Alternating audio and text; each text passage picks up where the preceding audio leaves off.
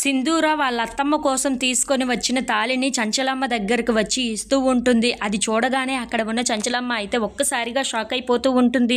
ఏంటి ఈ తాళి అని చెప్పేసి అయితే అడుగుతూ ఉంటుంది. నీకోసమే అత్తమ్మ ఇది కొని తీసుకొని వచ్చాను అని చెప్పేసి అయితే అంటూ ఉంటుంది. ఆ మాటలు వినగానే అక్కడ ఉన్న చంచలమ్మ అయితే చాలా సంతోషిస్తూ ఆ తాళిని తీసుకొని చాలా ఆనందిస్తూ ఉంటుంది. అది చూసి ఇంట్లో ఉన్న వాళ్ళందరూ అయితే చాలా సంతోషిస్తూ ఉంటారు.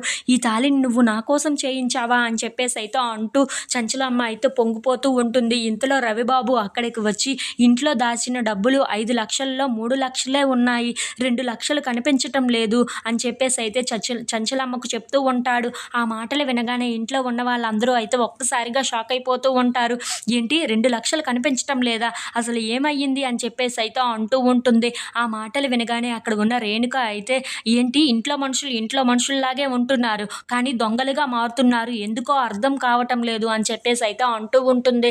ఆ మాటలు విని అక్కడ ఉన్న చంచలమ్మ అయితే రేణుక ఏం మాట్లాడుతున్నావు నువ్వు అని చెప్పేసి అయితే అంటూ ఉంటుంది.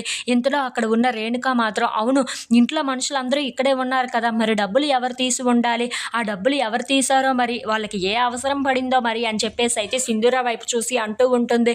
ఆ మాటలు విని అక్కడ ఉన్న చంచలమ్మ అయితే ఏంటి రేణుక ఏం మాట్లాడుతున్నావు నువ్వు అని చెప్పేసి అయితే అడుగుతూ ఉంటుంది. ఇంతలో అక్కడ ఉన్న రేణుక మాత్రం అవును, ఎవరి దగ్గర మెప్పు పొందడానికో అని చెప్పి ఈ డబ్బులు తీసి ఉండాలి అని చెప్పేసి అయితే సింధూర వైపు చూసి మాట్లాడుతూ ఉంటుంది. ఆ మాటలు విని ఇంట్లో ఉన్న వాళ్ళందరూ అయితే ఒక్కసారిగా సింధూర వైపు అలా చూస్తూ ఉండిపోతారు.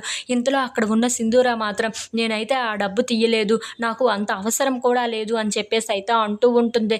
ఆ మాటలు వినగానే ఇంట్లో ఉన్న వాళ్ళందరూ అయితే ఒక్కసారిగా షాక్ అయిపోయి సింధూర వైపు అలా చూస్తూ ఉండిపోతారు. ఇంతలో అక్కడ ఉన్న వాళ్ళందరూ మాత్రం అవును, నువ్వే తీసి ఉండాలి, మరి ఇంత డబ్బు నీకు ఎక్కడి నుండి వచ్చింది అని చెప్పేసి అయితే సింధూరాని గట్టిగా అడుగుతూ ఉంటారు.